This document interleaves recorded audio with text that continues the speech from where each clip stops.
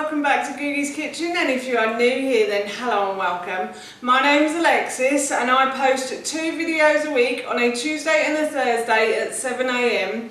So if you love recipe videos like this one and you want to see more, then please don't forget to hit that subscribe button. And now I'm going to share with you how to make my delicious homemade sweet potato falafel from scratch. As I just mentioned, today I want to share with you how to make my delicious homemade sweet potato falafel from scratch. So this recipe is slightly time consuming, so it does take a little while to make, but the results are worth the efforts, I have to say. These are delicious as well. They are great as a main meal, but they're also great as leftovers, or they're great for kids as snacks too.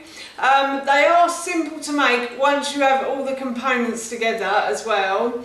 And I love these. I think it might have been last month or the month before I made a homemade falafel from scratch for you, and I really enjoyed making that video, so I thought I'd do my sweet potato version today, and we're going to be having this for dinner this evening. So while I was making it, I thought I'd share the recipe with you. So here is how to make my delicious homemade sweet potato falafel from scratch. The first thing I did was to peel about 200 grams of sweet potato, and then I chopped it into about 1 centimetre pieces, maybe 2 centimetre pieces, and I put that into a baking tray with no oil, and I put that in the oven, and then I just cooked that for about 30 minutes until it started to go a lovely golden brown colour.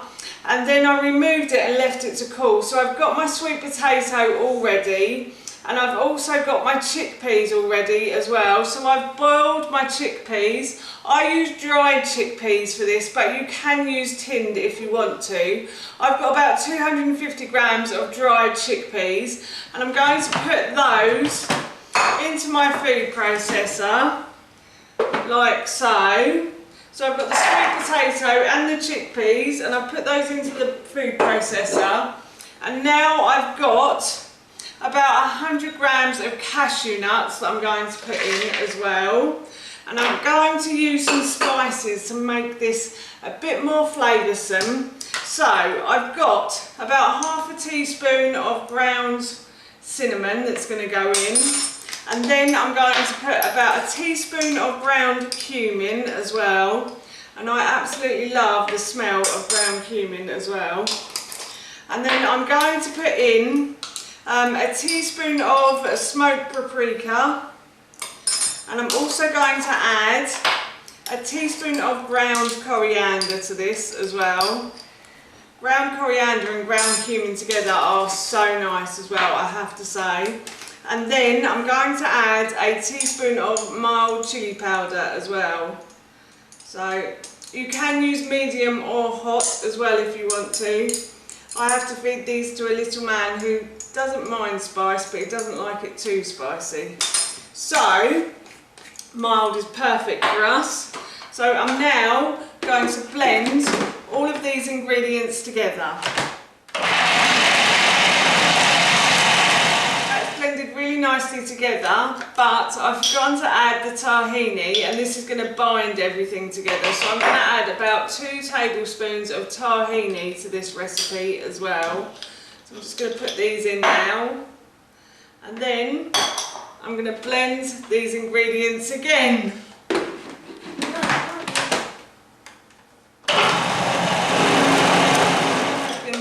Together now, and it looks like that. And now what I'm going to do is I'm going to remove the blade, and I'm going to roll these into balls now. So just going to grab a piece of the falafel mix with the spoon, and I'm just going to roll it up like that until it forms a ball.